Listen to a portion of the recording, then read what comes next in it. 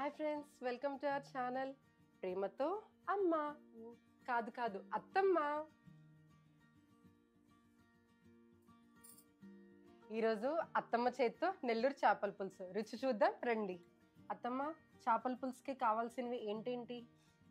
ఈరోజు మనం 2 కేజీల చేపలు చేస్తున్నాము. దానికి ఒక 250 గ్రామ్స్ చింతపండు, ఓకే, ఉప్పు, కారం, పసుపు, వెల్లుల్లిపాయలు, మామిడి ముక్కలు, పచ్చిమిరపకాయలు, ఉల్లిపాయలు, కరివేపాకు,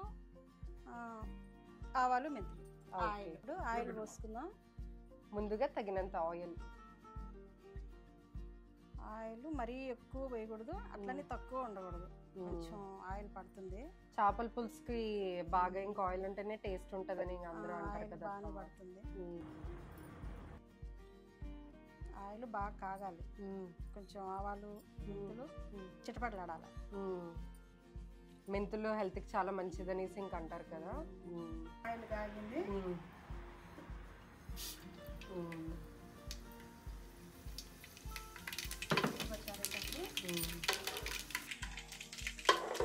పచ్చిమిరపకాయ,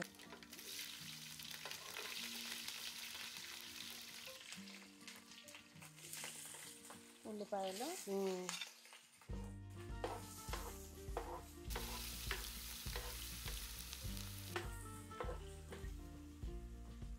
కరివేపాకు కూడా వేసుకోవాలి. 3 ఇంకొకేసారి వేసుకోమంటారు. ఓకే,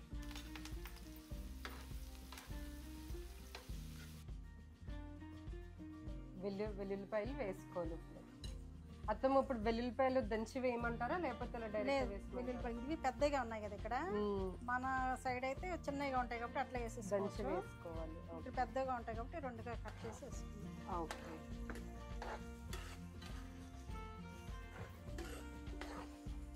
సో ఇవి బాగా ఫ్రై అవ్వాలన్నమాట. ఇప్పుడు ఇంకా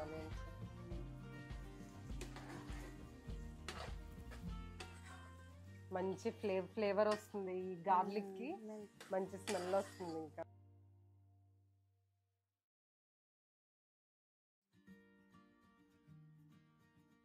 ఇప్పుడు ఉల్లిపాయలు వేగాయి కదా, టమాటాలు వేసేసుకుని. ఓకే, ఒక టొమాటో సరిపోతుంది. టమాటాలు అసలు ఎక్కువ వేయకూడదు, తక్కువ. ఇప్పుడు మనకి పులుసు కోసం అయితే టమాటా.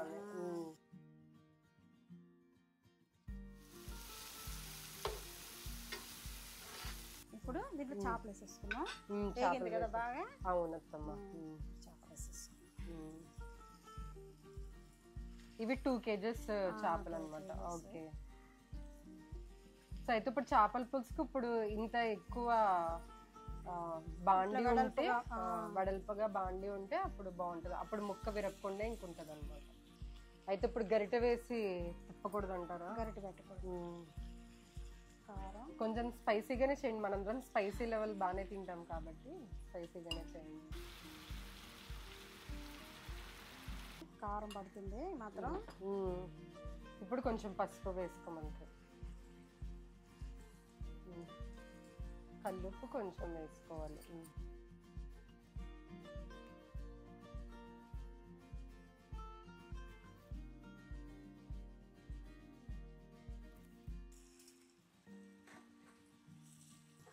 అలా సర్దుకోవాలన్నమాట. ఓకే,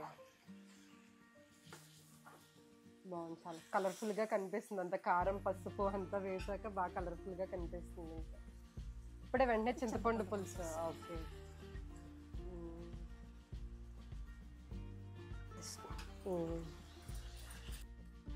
సో ఇప్పుడు వాటర్ పోయాలన్నమాట. అయితే మరి ఇప్పుడు ఈ ఉప్పు కారం అంతా ముక్కకు బాగా పడుతుందా?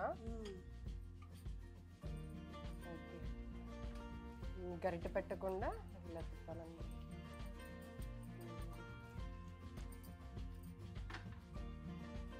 మరి మామిడి ముక్కలు మరి ఇప్పుడు వేస్తారు అత్తమ్మ?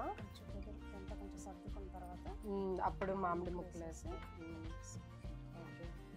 అంటే అసలు నేను ఫస్ట్ టైం వింటున్నాను మామిడి ముక్కలు వేయడం అనేది. మా సైడ్ ఎవరు ఇంకా వేయరు అనమాట. మీ నెల్లూరు చేపల పులుసున మామిడి ముక్కలు కంపల్సరీ అని విన్నాను నేను కూడా.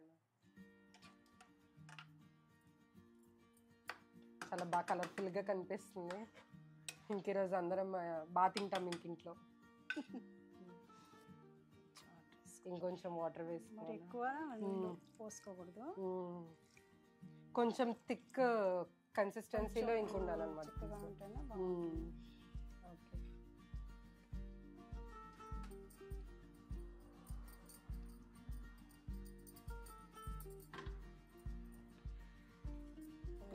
ఉప్పు కారం చూసేసుకొని, కారం సరిపోయినా ఉడుకు పట్టిన తర్వాత కూడా చూసుకోవాలి. సాల్ట్ మళ్ళా వేసుకోవచ్చు కదా కావాలంటే. కారం చాలా పైన ఉడుకు పట్టిన తర్వాత మనకి కొంచెం తక్కువైంది అనిపిస్తే వేసేసుకోవచ్చు. ఓకే ఓకే అక్క. కొంచెం పులుసు చూసుకున్నాం. చింతపండు పులుసు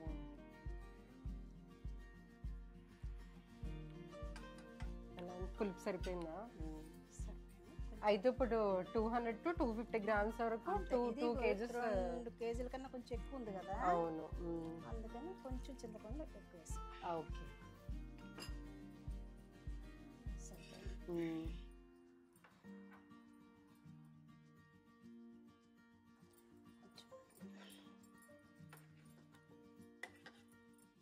దీనికి మామిడికాయ కంపల్సరీ వేసుకోవాలి. ఇంకప్పుడే వేసిమంటారా? ఇప్పుడే పులుసుతో పాటు మామిడికాయ కూడా ఉడికితేనే ఆ టేస్ట్ ఇంకా బాగుంటది అంటారు. ఈ మామిడికాయ పులుపు కూడా ఇంకా బాగా పట్టి ఇంకా పుల్లగా ఉంటది. కమ్మగా ఉంటుంది, పుల్లగా ఉండదు, కమ్మగా ఉంటుంది. అంటే ఇప్పుడు మామిడికి ఇప్పుడు తీయగా ఉండేది వెయ్యాలా, పుల్లగా ఉండాలి. ఇక్కడ దొరకలేదుగా, ఇక్కడ అన్ని కొంచెం అంటు మామిడికాయలు లాగా ఉన్నాయి.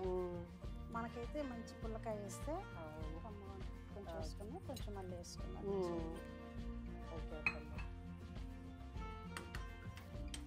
ఇప్పుడు ఉడుకు పట్టేసింది కదా, దీన్ని ఒకసారి బాగా కుదిలించేసుకొని ఇట్లా కుదిలించేసుకొని పెట్టేసుకోవాలి. మూత పెట్టేసుకొని కాసేపు ఉడికించేసుకుందాం. ఓకే. తొందరగానే అయిపోతుంది, ఎక్కువసేపు పట్టదు. స్మెల్ వస్తుంది. పట్టుకుని దగ్గరకు వచ్చేసిన బాగుండదు. మంచి స్మెల్ వస్తుంది. చాలా బాగుంది అత్తమ్మ. టేస్ట్ చూడు. ఓకే.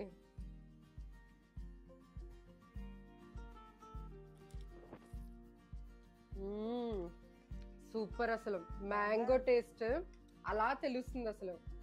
ఎమ్మి ఎమ్మి నెల్లూరు చేపల పులుసు. ప్లీజ్ ట్రై చేయండి మీ ఇంట్లో. Thank you so much. Please like చేయండి, షేర్ చేయండి, సబ్స్క్రైబ్ చేయండి మా అత్తమ్మ ఛానల్కి.